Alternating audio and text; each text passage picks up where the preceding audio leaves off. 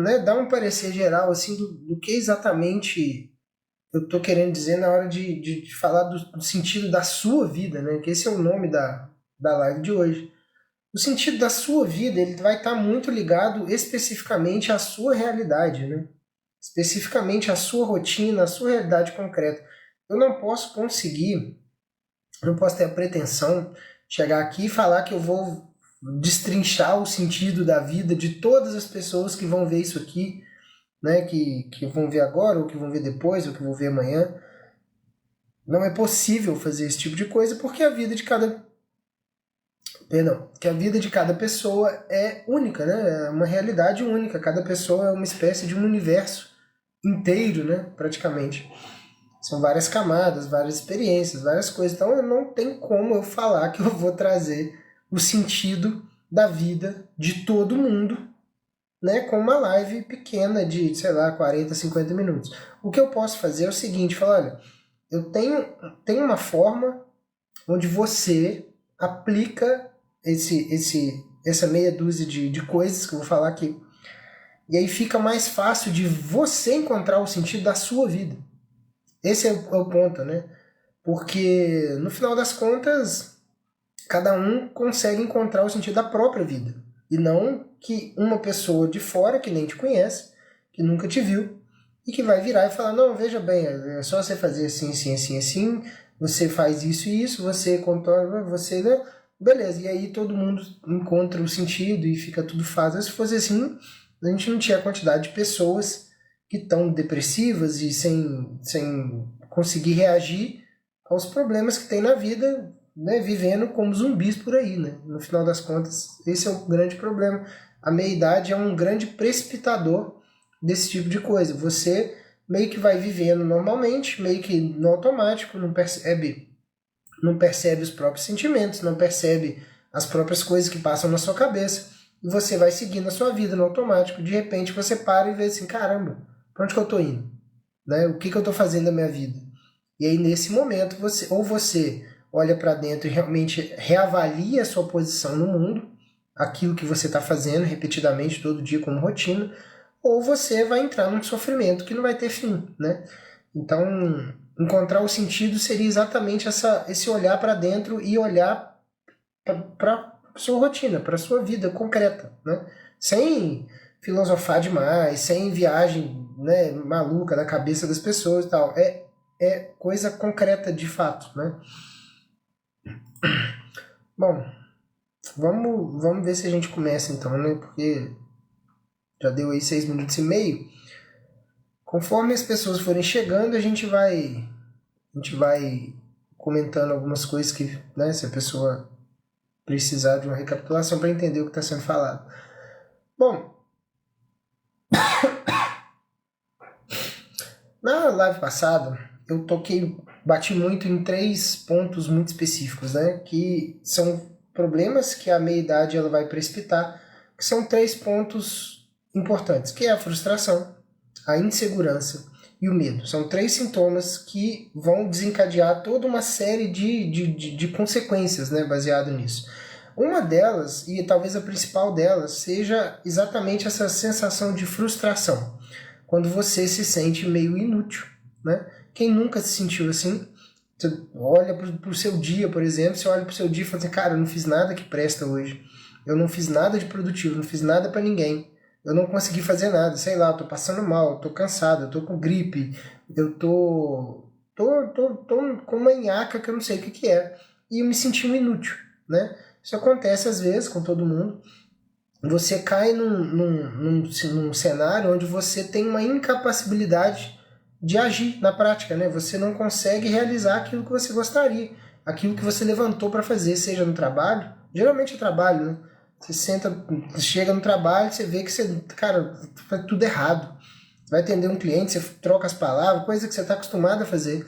Troca as palavras, fala coisa errada. Geralmente tem algumas palavras em um script de vendas, por exemplo, que você já está fazendo, e aí aquela palavra é uma palavra-chave, você vai, pula ela, esquece ela, aí a coisa não bate direito lá no cliente, o cliente não compra, e sei lá, às vezes você vai conversar, você está vendendo alguma coisa no balcão, você tinha algum recurso para usar, esqueceu de usar, perde a venda. Então, aquele dia que você tá assim, cara, eu tô numa frustração porque realmente nada deu certo hoje.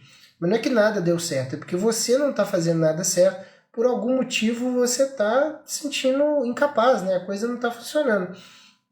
E aí eu queria trazer aqui que essa sensação de inutilidade, talvez, claro, pode ter coisas que vão levar o seu dia a ser meio inútil mesmo. Como eu falei, né? Cansaço, doença, preocupação com o filho, preocupação com outras coisas e tal, preocupação com dinheiro, né? Só que quando você passa uma vida inteira e leva uma vida inteira e passa semanas e meses e anos se sentindo inútil porque você não consegue fazer aquilo que você sabe que você era para estar fazendo, aquilo que você sabe que você devia estar se esforçando para fazer, aquilo que você sonha em fazer, digamos que você queira um emprego novo, digamos que você queira alguma coisa nova, e você sabe que você precisa pavimentar aquele caminho, mas no final das contas você decide não fazer. Vou maratonar uma série, né? As pessoas têm mania disso, né, cara? Maratonar série, eu nunca consegui entender um negócio desse. Quer dizer, eu entendia quando eu tava na minha fase que eu era um idiota completo, né? Aí eu maratonava série. Mas depois que você entende que você tem uma série de coisas para fazer e que essas coisas não vão ser feitas caso você não faça, a ideia de maratonar série para mim se tornou absurda, né? As pessoas perdem muito tempo com essas coisas assim. Então, o que isso pode estar denunciando sobre a sua conduta? Uma certa apatia, uma certa falta de responsabilidade que vai te fazer fugir do que seriam os problemas, né? As coisas que você precisa resolver. E no final das contas, a gente enquanto homem, a gente tem essa inclinação naturalmente.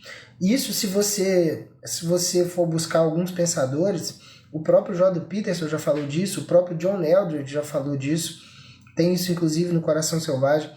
Isso remonta a história do que seria o nosso pai primordial, né? Tô falando aqui de Adão, no caso lá de Adão e Eva do paraíso. Você não precisa ser cristão, você não precisa acreditar em toda a narrativa bíblica e no próprio Gênesis, nem nada disso, para você entender essa história que eu estou te contando, tá? Então, se você não é cristão, se você é ateu, se você ouve do mesmo jeito, porque é uma história interessante. Você pode pensar nisso como uma espécie de uma mitologia, sabe? Tipo uma mitologia grega e tal.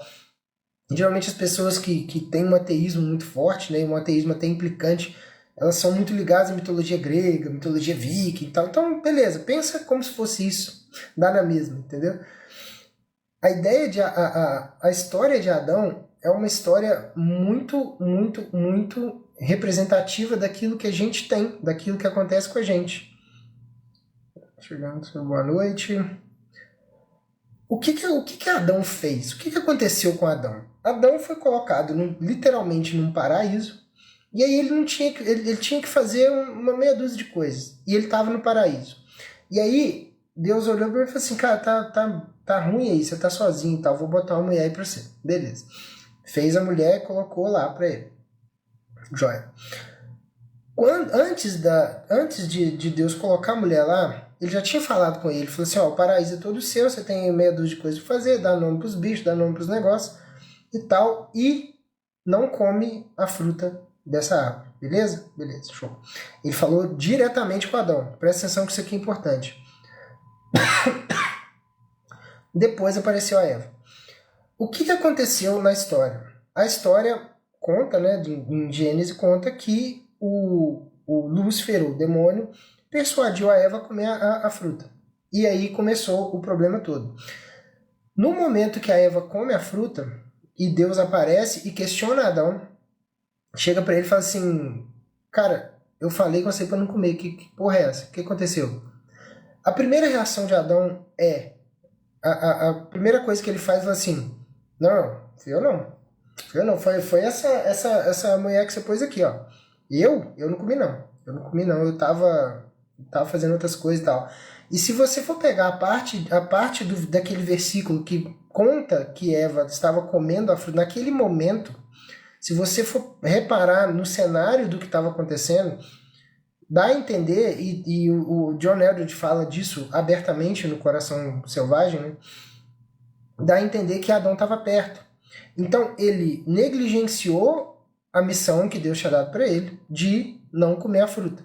Como é que ele fez isso? Não ele desobedecendo ativamente, mas ele viu que a esposa dele, a Eva, estava desobedecendo e não fez nada para impedir.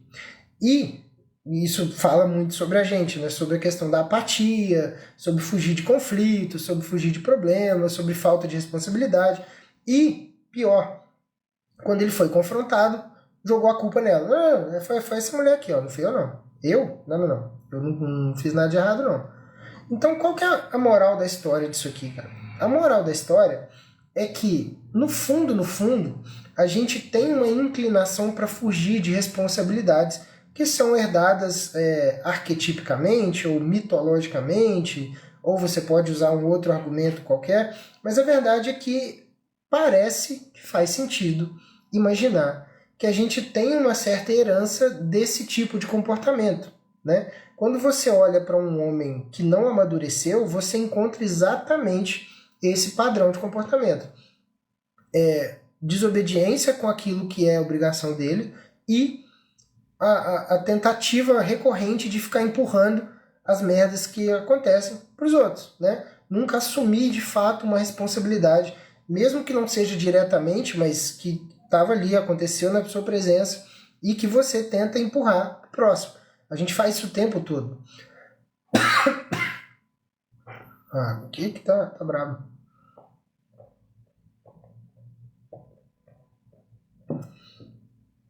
Qual foi a consequência disso para Adão?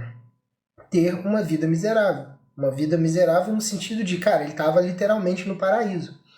E aí, conforme ele foi negando as responsabilidades dele, conforme a coisa deu a merda, ele caiu no mundo real, onde ele precisa trabalhar, precisa cultivar a terra, o pão vai vir do suor do seu rosto, toda essa coisa que a gente já sabe.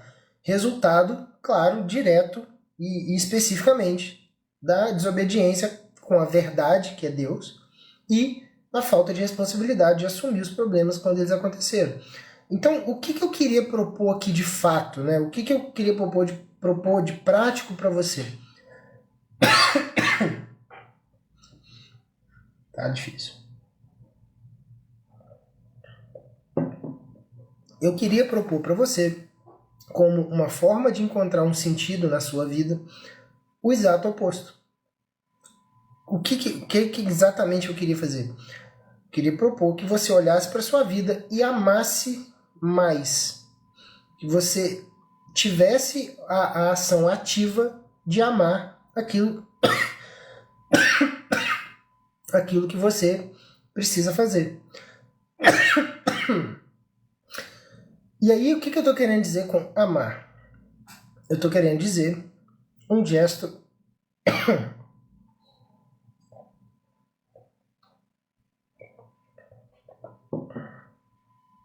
impressionante, né?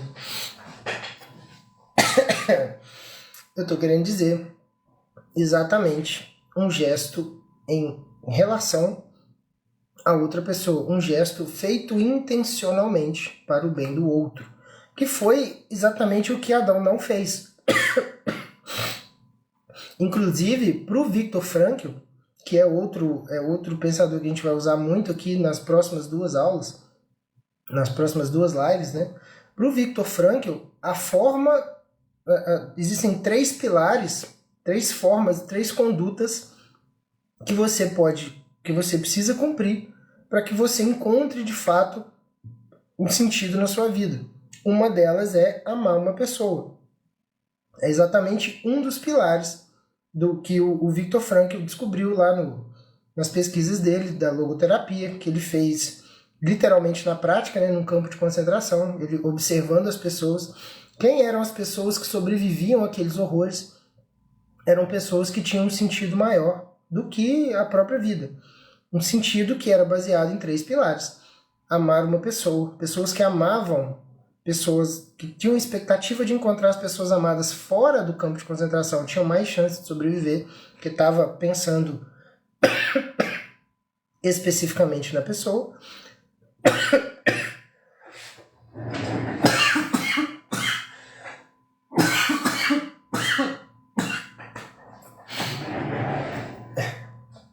eu peço desculpa, porque realmente eu não dei uma tossida hoje o dia todo. De repente, enfim, amar uma pessoa, ter um ideal, né, viver apontando para um ideal e aceitar o sofrimento inevitável da vida. Esses são os 3 pilares, de acordo com Viktor Frankl, para que a gente busque sentido. Vários dos próximos conteúdos, das próximas aulas, né, das 2 lives que faltam, a gente vai passar um pouco mais sobre isso. É claro que não dá tempo da gente aprofundar muito em cada coisa, a gente tem aqui alguns, né, 40, 50 minutos, mas a ideia é que a gente consiga dar uma pincelada geral nisso. Chá de gengibre, né? Eu tô precisando de um transplante de garganta. E aí se você... Aí fala assim, não, beleza, mas esse é um cara falando, né? É o Viktor Frankl falando. E aí quando você extrapola para outros pensadores, inclusive com formações muito diferentes, você vai ver que eles falam mais ou menos a mesma coisa. O Jordan Peterson fala muito da responsabilidade, né? De você assumir responsabilidade sobre as coisas para que você consiga buscar um sentido maior do que você. A ideia é que você consiga transcender aquilo que você é para os outros. Porque quando você mira em satisfazer uma outra pessoa, né, amorosamente, financeiramente, tudo mais, você consegue ser mais feliz. Você tem um sentido, você tem um propósito, né? O John Edwards fala a mesma coisa. Um dos pilares dele, ele tem os 3 pilares que regem o coração de um homem. No Coração Selvagem ele fala disso. Tem uma batalha para lutar, uma aventura para viver e uma bela para resgatar. Se você for pegar mais ou menos a ideia, é o que o Frankl está falando. Você tem também o Brett McKay, que é um cara que é um blogueiro mesmo, literalmente um blogueiro, cara que tem um blog desde 2008 sobre masculinidade, o Art of Manliness, né? Que virou um podcast. Depois o podcast tem todos os maiores pensadores voltados para criação de filho, família e tal, passaram pelo podcast dele, vinha passando, ele até hoje está nativo. Ele escreveu um livro que chama As 33 Marcas da Maturidade. Nesse livro ele vai defender isso também. E tem o próprio Jung, né? O Jung ele vai falar também do significado, da responsabilidade, da autorresponsabilidade. Então, se você pega vários pensadores que estão falando sobre esse tema, eles vão dizer mais ou menos as mesmas coisas, mesmo que um seja pastor, o outro seja ateu, o outro seja não sei o que, o outro faz não sei o que lá, budista. No fundo, não é difícil entender que esse deve ser o caminho, porque tem muita gente muito boa falando mais ou menos a mesma coisa. E todo mundo que você vê negando esse tipo de verdade tá sofrendo, tá miserável, tá se achando merda, tá sofrendo mesmo, de fato, fisicamente, mentalmente, emocionalmente, de tudo quanto é tipo. Então, antigamente a gente enquanto espécie, né, a gente em tribos e toda a antiguidade, a gente tinha em geral 2 caminhos para a gente entender o que a gente precisava fazer da vida, né? Geralmente esses 2 caminhavam juntos, né? A gente tinha os nossos instintos. Se você for pegar um cidadão indígena ou um aborígene ou qualquer pessoa de uma tribo muito antiga que está mais ou menos em contato com a natureza até hoje, ou estava na época, essa pessoa vai ter uma espécie de um instinto muito bem desenvolvido. Esse instinto que é muito parecido com aquele instinto que os animais têm também, porque você fica mais sensível a certas coisas e você consegue distinguir melhor coisas na natureza. Coisas que são perigosas, coisas que são boas para, sei lá, para madeiras que são boas para você botar fogo, madeiras que são boas para você fazer um barco, coisas que estão ali meio que no instinto da pessoa. E os animais têm muito isso, né? Quando eles vão caçar, por exemplo, eles olham para um bicho, eles sabem que é mais fácil caçar aquele bicho do que outro bicho. Por exemplo, é mais fácil você caçar um filhote de girafa do que um hipopótamo adulto. Então ele instintivamente ele sabe que ele precisa atacar aqui porque é mais fácil, porque é mais tranquilo, gasta menos energia. As pessoas antigamente, até, sei lá, um camponês do século V, pessoas muito mais antigas que tinham contato maior com a natureza, estavam nessa vivência diária, elas tinham esse instinto mais desenvolvido. E a outro mecanismo que a gente tinha para saber o que a gente precisava fazer era a tradição dos antigos, né? A gente tinha uma tradição, todas as tribos antigas era assim. Você tinha um líder, né? Geralmente um líder religioso, né? Um pajé, alguma coisa assim.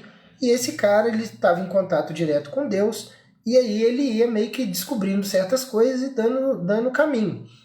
Fora isso, você tinha um monte de anciãos, né? De homens mais velhos, que já tinham uma experiência, uma vivência e iam passando para os mais novos. Isso era normal.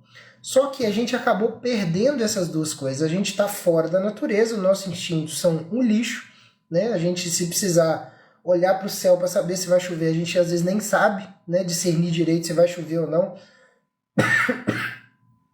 Porra, eu levo o guarda-chuva, não levo, vou carregar peso à toa, ou às vezes se eu não levar, vai chove e tal. Você olha para o céu, você não sabe dizer se vai chover, a maioria das vezes, né? Você olha para o céu, você não sabe qual constelação aparece no inverno, qual constelação aparece no verão, por que aquela constelação aparece, qual o símbolo que aquilo representa, né? Se vai ter chuva, se vai ter vento, se vai ter... Cara, ninguém sabe isso mais, né? Isso era um conhecimento relativamente fácil de encontrar em qualquer civilização antiga. A gente perdeu isso. E o que vem acontecendo a cada geração é a perda da tradição. Então nós estamos perdendo as duas formas que a gente tinha de entender como é que a gente age no mundo, né? Como é que a gente pode ter uma conduta boa nesse mundo. Então, qual que é o caminho agora? Já que a gente perdeu isso. O caminho agora é que você consiga, de fato, mudar na sua cabeça qual é o sentido da responsabilidade que você carrega. Porque aonde tiver uma responsabilidade para ser assumida, é ali que você precisa estar. Enxergar a responsabilidade como uma bênção e como uma oportunidade de ser mais homem e de ser mais gente, no final das contas. E a gente precisa falar de ser gente antes de ser homem, porque senão a gente cai naquele mundo mágico do Red Pill, né? Onde os caras ficam medindo o tamanho do bíceps e quantas merda ele consegue falar para uma mulher que ele pode pegar a qualquer momento. Você passa aí nesse caminho e esquece de ser gente, né? Então, uma das pessoas que me influenciou muito nesse caminho, inclusive o caminho é o nome do livro, né?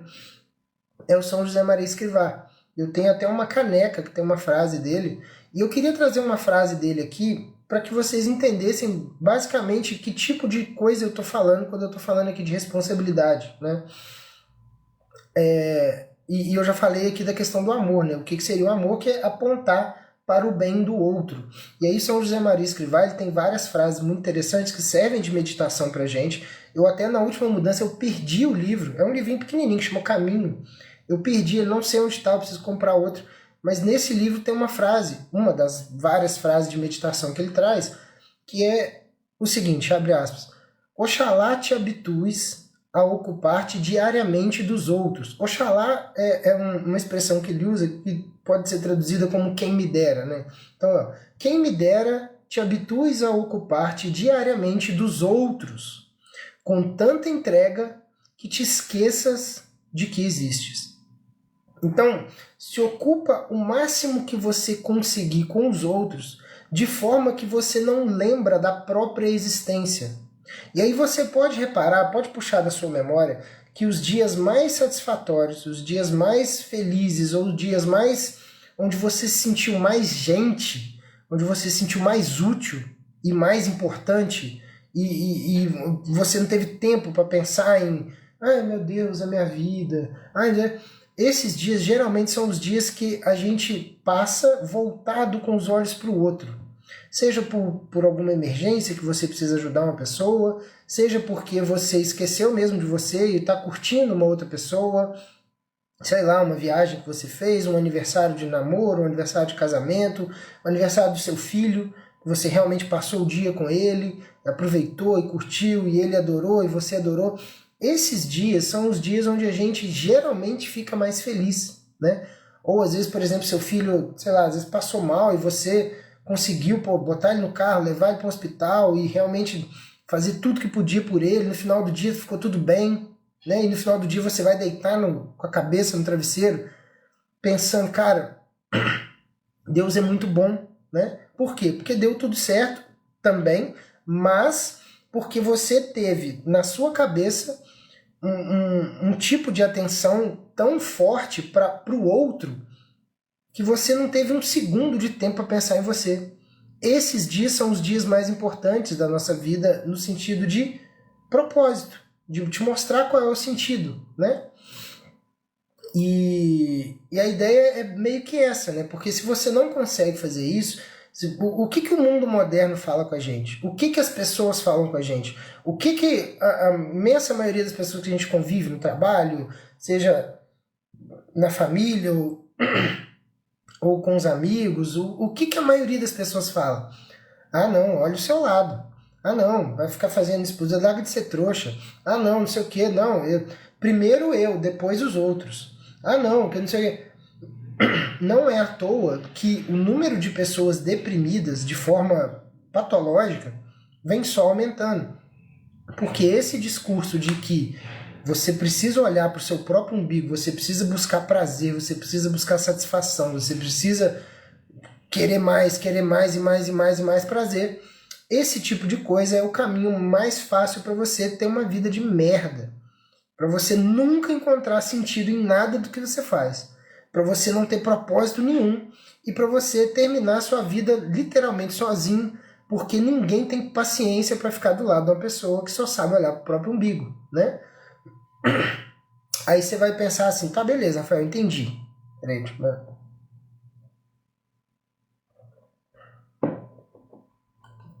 entendi então.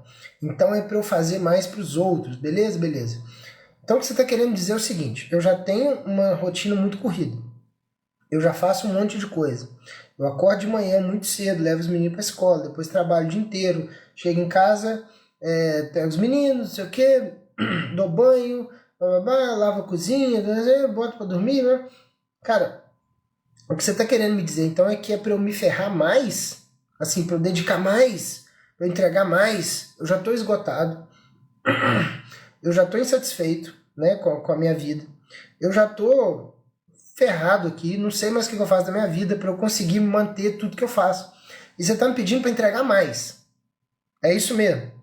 É isso que você está querendo dizer? Você pode me perguntar, eu vou falar exatamente. É exatamente isso.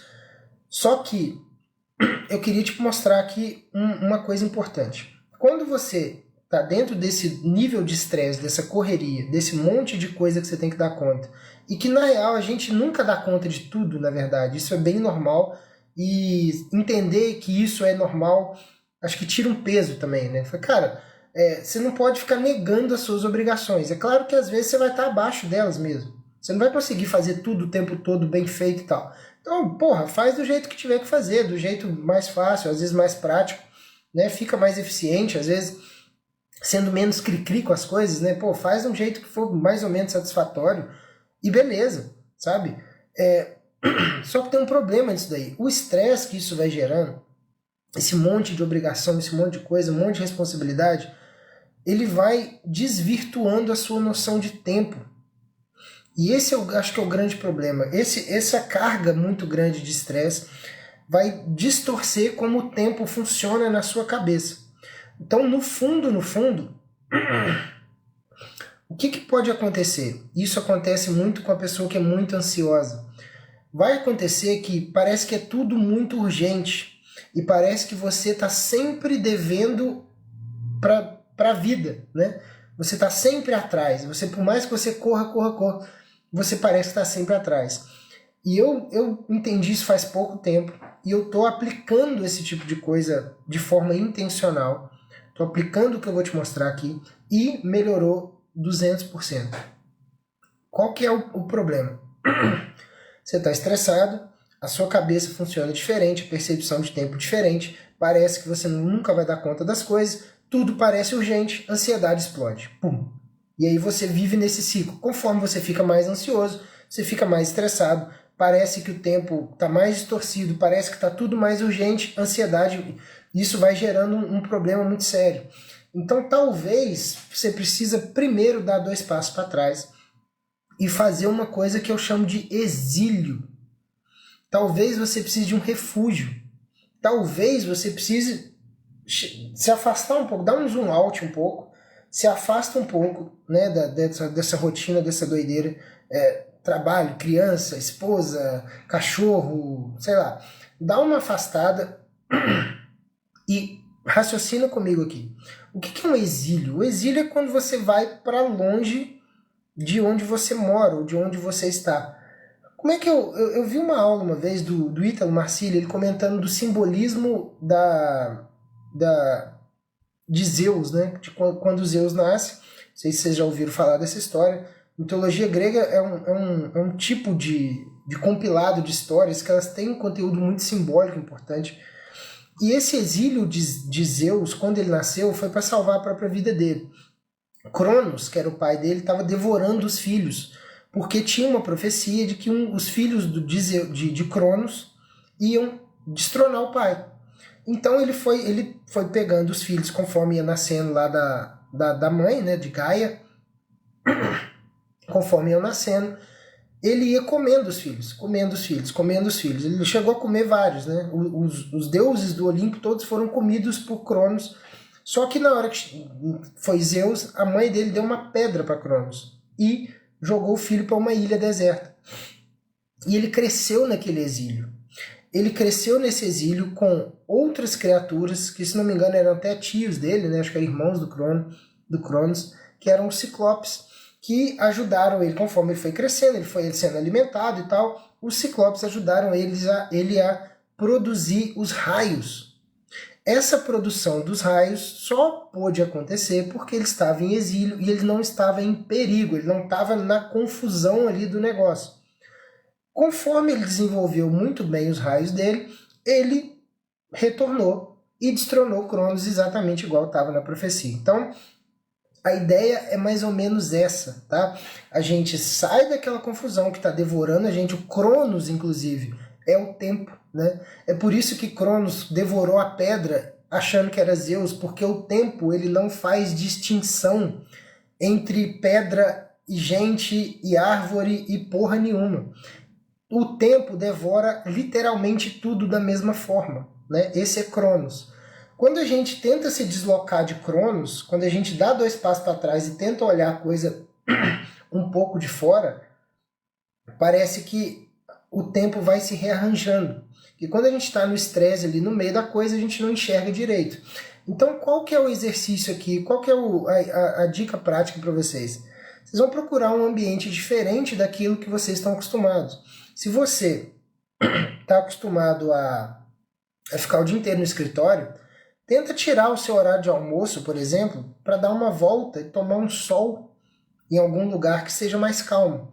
Tenta ir para um lugar onde você consiga ver natureza. Não precisa ser, uma puta floresta, não precisa ir para, sei lá, pro Pico do Boné, ou para ir para escalar montanha. Não precisa disso.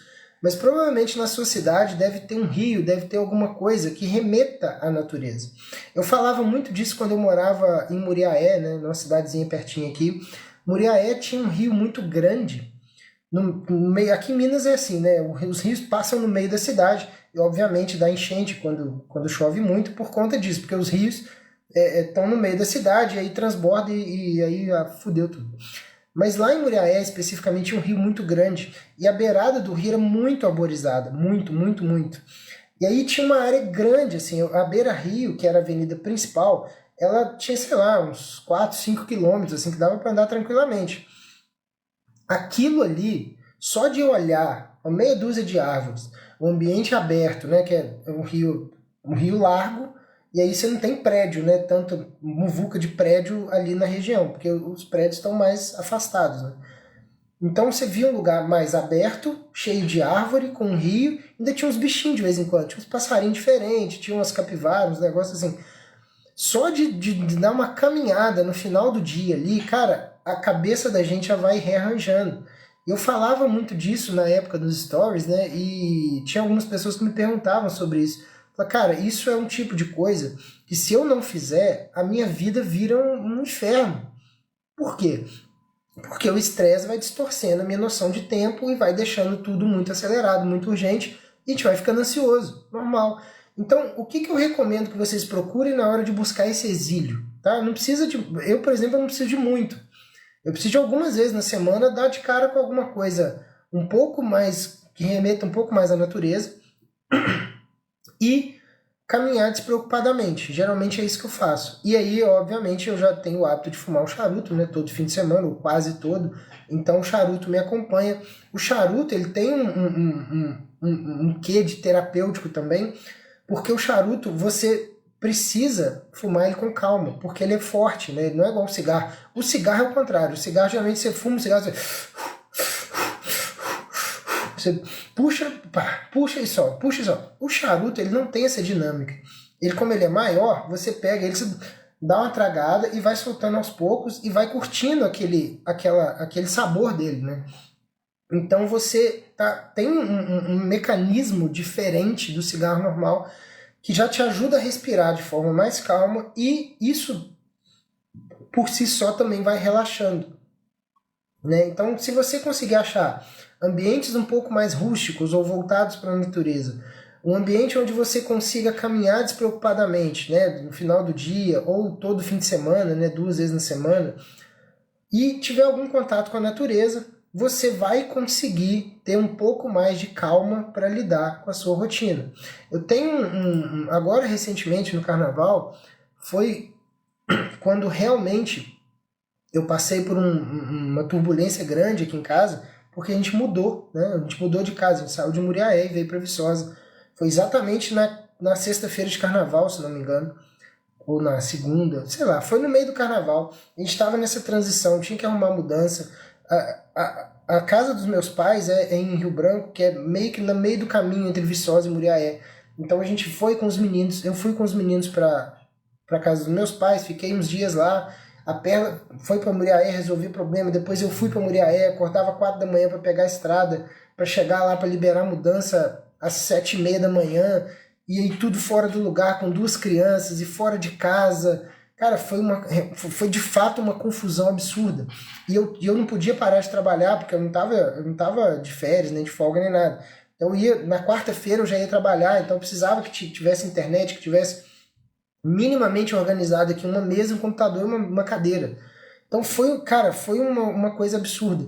No meio desse momento, eu tive um tipo de acontecimento que me marcou muito ali, muito, muito, muito, muito. Por quê? Eu sou naturalmente meio antissocial, né? E preguiçoso também, né? Eu tô muito cansado e eu não quero fazer nada. É natural, né? Mas às vezes eu cedo um pouco mais porque numa situações assim, quando você tá cansado, com os meninos fora de casa, fora da rotina, pegando estrada todo dia para ir ver coisa num lugar, ver coisa no outro, ver coisa no outro, e todo dia andando, pegando 2, 3 horas de estrada, sem dormir direito, sem comer direito, uma confusão. Eu tinha combinado de ir para casa de um amigo meu que mora em Rio Branco, um amigo de infância, que eu sabia que ele ia estar de bobeira, porque é carnaval, ele não ia trabalhar, e eu sabia que eu precisava sair daquele ambiente, de sair um pouco, eu precisava daquele exílio ali mais do que nunca, para conseguir dar conta daquilo ali, né?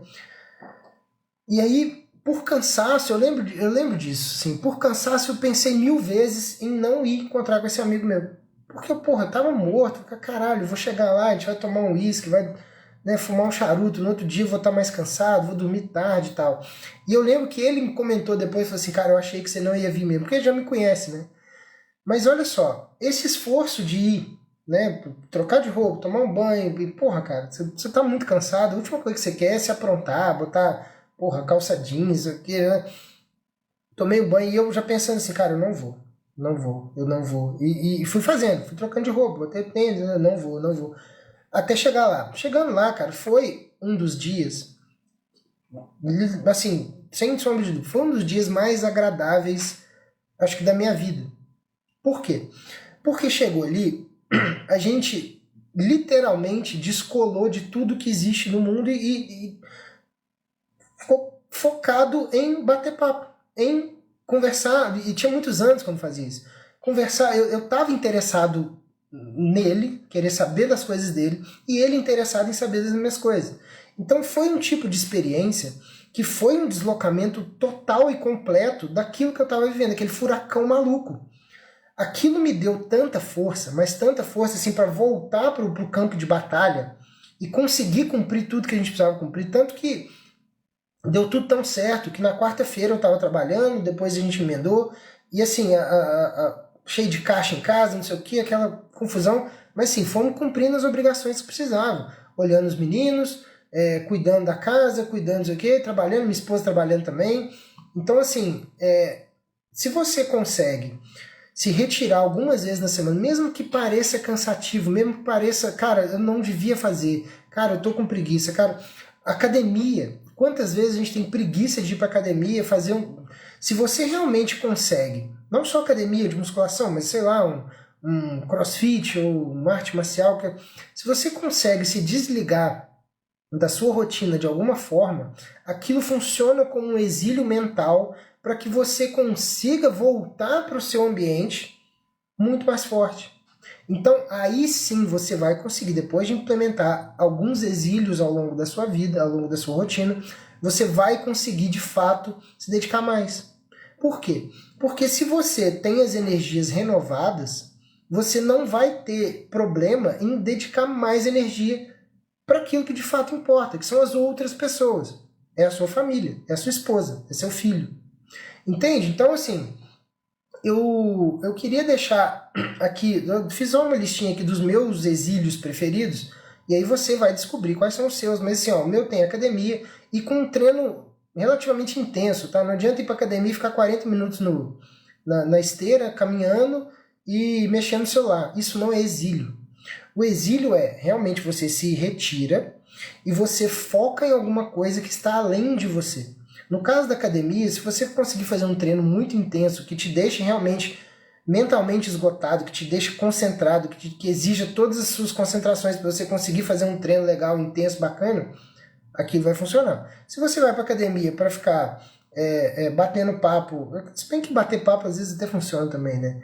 Mas enfim, a ideia é que você consiga realmente se retirar e exercer uma atividade que relaxa a sua cabeça, que descole você da sua realidade e que o tempo volte a fazer sentido na sua cabeça. Porque ele está distorcido por conta do estresse, da urgência e da ansiedade. Beleza? Os que eu gosto mais de fazer é a academia, a caminhada, né, geralmente funciona bem, e geralmente eu incorporo um charuto, né, nisso daí porque eu gosto. Então, foda-se. Quando você fizer isso, você volta para casa e abraça de fato todas as responsabilidades que você está deixando de lado, né? Então, eu acho que agora a gente pode falar do desafio, né? Se vocês estão aqui até agora, e eu tô vendo que tem algumas pessoas aqui, e são as mesmas pessoas, mais ou menos, né? As mesmas pessoas que estavam na live passada, eu queria muito que vocês fizessem o exercício dessa semana de uma forma muito, muito honesta mesmo, porque esse é o ponto sobre esses exercícios, né? Você pode fazer de qualquer jeito, né? Você pode não fazer seriamente e achar que tá tudo bem, que beleza, tal, ninguém tá vendo, né? O brasileiro ele tem muito isso dentro dele, né? Ah, não, ninguém tá vendo, né? Realmente ninguém tá vendo, não vai acontecer nada. É só que você vai deixar de ter os benefícios que o exercício vai te dar. Então, se você conseguir fazer ele de uma forma muito dedicada, você vai ver que você vai sentir diferença na forma como você enxerga a sua vida e como você passa a servir melhor os outros, né? São 3 perguntas básicas que você vai fazer, tá? São 3 perguntas que você vai se fazer no final do dia e você precisa ser muito honesto na hora de responder isso aqui, tá? E aí eu duvido que você não enxergue as situações do seu dia de outra forma. Depois vocês me contam, me marca lá no Instagram, posta lá nos stories se tá dando certo, se realmente funcionou, e se tá legal, ou se tá uma bosta, se tá fazendo, se não tá, se tá com preguiça. me marca nos stories que eu vou repostar todo mundo. E se você quiser bater um papo para a gente trocar ideia sobre como fazer isso da melhor forma, como fazer esse exercício da melhor forma, no link da minha bio tem o link para o grupo do WhatsApp, o grupo secreto, e lá dentro a gente pode conversar à vontade sobre isso, né?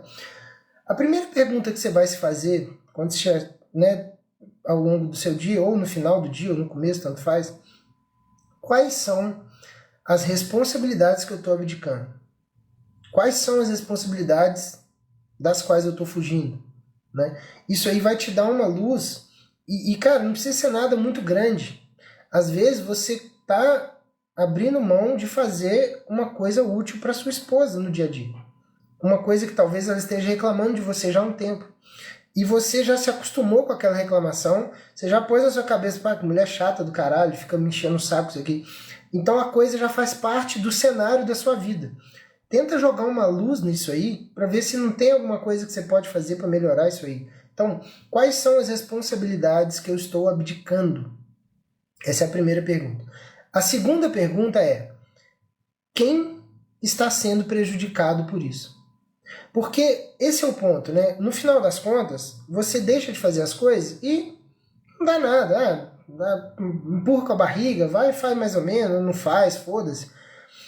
Alguém está sendo prejudicado com aquilo? Esse alguém que está sendo prejudicado é alguém que você ama?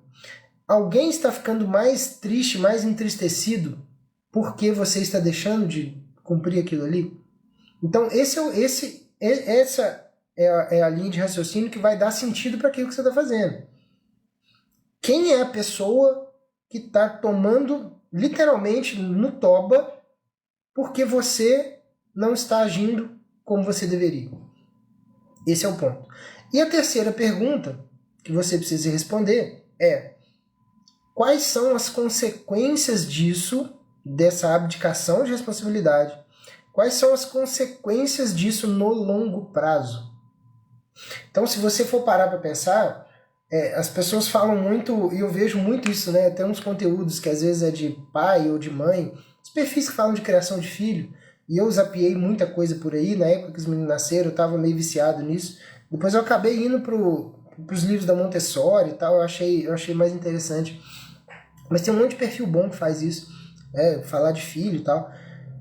E toda vez que um perfil desse fala de tela, né, de deixar a criança no tablet ou no celular, você vai ver os comentários e as pessoas estão em negação. O perfil fala lá, gente, basicamente a mensagem é assim, gente, não deixa na tela não que faz mal. Basicamente é isso. Às vezes é um meme, às vezes é uma pessoa falando, às vezes o formato varia, mas é basicamente assim, gente, não deixa não porque é ruim, tá? E aí embaixo, mas é porque você não sabe da minha vida, você não sabe o que eu passo, porque não sei o que, não sei o que, não sei o que, porque você não está na minha pele, você não sabe o que é ser uma mãe solo, ou pai solo, ou a puta que eu pariu. Então, assim, as pessoas, elas se emocionam com o negócio e deixam de fazer essas perguntas. Quais são as responsabilidades que eu estou abdicando na hora que eu boto um tablet na mão do meu filho? Quem está sendo prejudicado por isso? Obviamente ele, mas você também. Não vocês aqui, mas estou dizendo assim, né, no caso dessas mães ou desses pais. Você está sendo prejudicado, você está deixando de passar tempo com seu filho. Lá na frente, quando ele precisar de uma autoridade para olhar e fazer uma pergunta sobre como agir na vida, ele não vai olhar para você, obviamente. Você não é essa pessoa. Então, quem está sendo prejudicado? Primeiro, né, em primeiro lugar, diretamente ele. Mas em segundo lugar, obviamente, você também. Porque você está deixando de ser uma presença de uma autoridade, de uma pessoa que poderia estar próximo dele e não está. É óbvio que você vai sofrer com isso mais na frente e ele vai sofrer também. Quais são as consequências disso no longo prazo? As consequências do tablet e do celular, obviamente, vai ser atraso de desenvolvimento. Vai ter problema, pode dar problema de vista, porque fica o dia inteiro na tela, o olho resseca e tudo mais, dá um monte de problema. Vai precisar usar óculos, ou a cognição vai ficar pior, talvez atrase a fala, né? Se for uma criança muito pequena, vai atrasar a fala. Enfim, tem 1 milhão de consequências. Então, percebe que assim, o argumento de uma pessoa que fala assim, mas você não sabe da minha realidade, começa a fazer um teatro, um show, alguma coisa em cima disso, de forma emocionada, né? Ele cai por terra quando você pega e tenta entender o sentido que aquilo tem. Então talvez fique mais fácil para você encarar um cansaço a mais, para você evitar dar um tablet ou um celular na mão do seu filho, para evitar esse tipo de coisa, toda essa carga de problemas lá na frente. Entendeu? Assim, é bem simples, na verdade, mas às vezes a gente precisa revisitar o óbvio, porque na correria a gente esquece.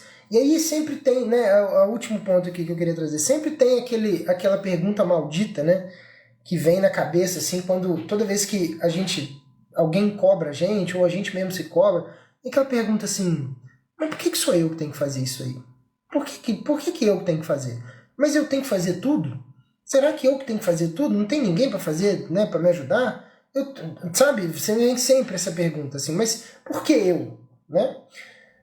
A pergunta, na verdade, deveria ser assim, por que não eu? Você tá com algum problema? Você tá saudável? Você tem as duas mãos, dois braços? Você tá tranquilo? Vai quebrar sua mão de fazer alguma coisa a mais para uma outra pessoa? Vai quebrar sua mão se você realmente ficar acordado até mais tarde lavando louça para sua esposa amanhã no outro dia acordar e ver a pia limpa, que é uma coisa que, por exemplo, ela, né, geralmente a mulher valoriza muito isso, né, ver a pia limpa, é um tipo de quase que um fetiche, né? Vai quebrar sua mão de fazer? Por que não? Por que não você? Por acaso te incomodar é algum problema? Né? Você não pode ser incomodado, você não pode ser exigido? Cara, essas responsabilidades pequenas do dia a dia, e principalmente com a nossa família, elas são uma espécie de ouro que a gente deixa de recolher no caminho. É impossível a gente conseguir achar sentido sem a noção de sacrifício. Separar essas duas coisas não existe. É a mesma coisa de você chegar para um cristão e falar que não, você vai para o céu, mas não precisa fazer nada para isso não, beleza? Como assim, cara? A noção de sacrifício, ela pressupõe um tipo de entrega, um tipo de doação, que aquilo ali vai te levar para uma felicidade que é uma felicidade superior de uma felicidade de, por exemplo, comer um chocolate muito gostoso. Entende? Sim. Então, obviamente, vale a pena você perder o seu sossego, perder um pouco de cansaço, né? Aumentar um pouco o seu cansaço, se você entende para que aquilo serve. Então essas três perguntas vão te dar um norte, assim, quando você tiver de saco cheio e ficar perguntando por que não eu, por que eu, né? Por que eu tenho que fazer? Por conta dessas três coisas. Alguém vai ficar prejudicado se você não fizer. E esse é o ponto.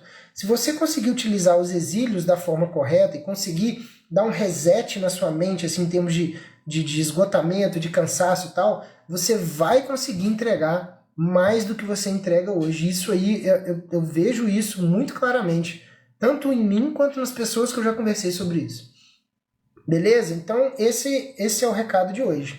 Se alguém tiver alguma dúvida, se alguém tiver alguma colocação, alguma coisa para acrescentar, algum depoimento, alguma coisa desse tipo, é a hora de botar aí pra gente já ir pros finalmente e encerrar isso aqui. Também já tá dando quase uma hora, né? Eu achei que eu não ia conseguir terminar essa live de hoje, porque deu uma crise de tosse absurda. O pessoal que entrou depois provavelmente não presenciou, mas teve uma hora que eu tive que sair da frente aqui e tossir lá no canto, que eu tava fazendo um escândalo com a tosse. Isso porque eu não dei uma tosse hoje o dia todo. Eu comecei a tossir exatamente na hora da live. Impressionante. Se ninguém tiver nenhuma dúvida, sei que tem um delay aqui, né? Às vezes demora para aparecer, mas se ninguém tiver nenhuma dúvida, a gente encerra por aqui. E aí eu te vejo, obviamente, na live que vem. E eu queria muito que você divulgasse isso aqui para mim, me ajuda a espalhar esse tipo de coisa, porque o que a gente vê majoritariamente em todos os lugares é o contrário, né? É o prazer, a felicidade, você feliz, blá blá blá, não sei o que, e é um papo chato do caralho, entendeu? E que não funciona. Então, se você puder contra-atacar esse tipo de pensamento compartilhando essa live, seria muito bom. Não só para mim, mas para todo mundo que vai receber, que vai entender isso aqui, né? Então é isso, fechamos?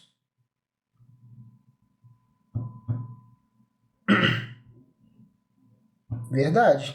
Muito bem. Se não tiver nenhuma dúvida, a gente se vê na quinta-feira que vem.